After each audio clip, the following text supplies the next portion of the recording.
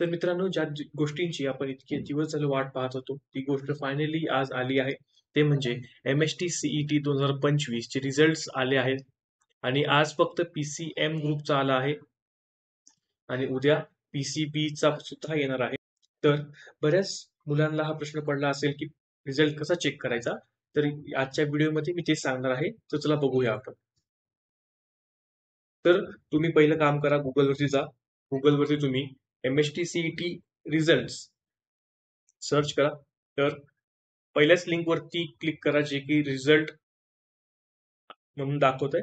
ज्यावरती क्लिक केलात तर तुम्हाला असं एक इंटरफेस किंवा पेज ओपन होईल, ज्याच्यावरती तुम्हाला इथे MST CET 2025 रिझल्ट्स दाखवेल आणि इथे PCM ग्रुप, जे की आज रिझल्ट्स आहेत, आणि PCB चे उद्या आहेत.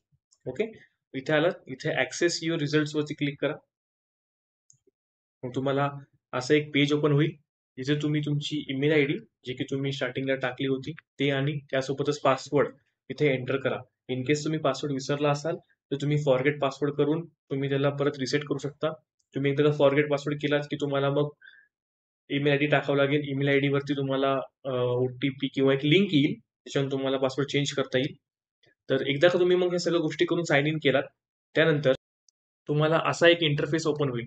ओके, नेक्स्ट पेज वरती इथे वेगवेगळ्या गोष्टी आहेत, CET registration, profile and all. खाली थोडं स्क्रोल केलात तर इथे तुम्हाला स्कोर कार्ड म्हणून दिसेल. ओके, त्यावरती तिथं गेट स्कोर कार्ड वरती क्लिक करा. ते क्लिक केल्यानंतर तुम्हाला परत असं एक इंटरफेस ओपन होईल. इथे दोन ऑप्शन आहेत, एक तर MST CET PCB साठी आणि एक आहे PCM साठी. तर आज PCM चा आहे आणि तुमचं PCM ग्रुप असल्यामुळे गेट स्कोर कार्ड वरती क्लिक करा. ठीक आहे, एकदा का तुम्ही याच्यावरती क्लिक केलात, तुम्हाला परत एक नवीन पेज ओपन होईल, जिथे तुमचा ऍप्लिकेशन नंबर आणि तुमचं नाव आणि डाउनलोडचं साईन दिसेल तुम्हाला. ठीक आहे, असं डाउनलोड साईन असेल, त्यावरती क्लिक करून तुम्ही तुमचं स्कोर कार्ड जे आहे ते ओपन करू शकता. ओके, तर ही पूर्ण प्रोसेस आहे, खूप सिंपल आहे प्रोसेस. इन केस तुम्हाला काही डाऊट असतील तर परत व्हिडिओ रिवाइंड करून परत पहा, जेणेकरून तुम्हाला परत स्टेप कळतील, कन्फ्यूज झाला असेल तर. ठीक आहे मित्रांनो, आजचा व्हिडिओ आपण इथेच थांबूया. अजून काही डाऊट्स असतील तर मला नक्की विचारा, मी लगेच याच्यावरती व्हिडिओ बनवून तुम्हाला सोल्युशन देईन. थँक्यू.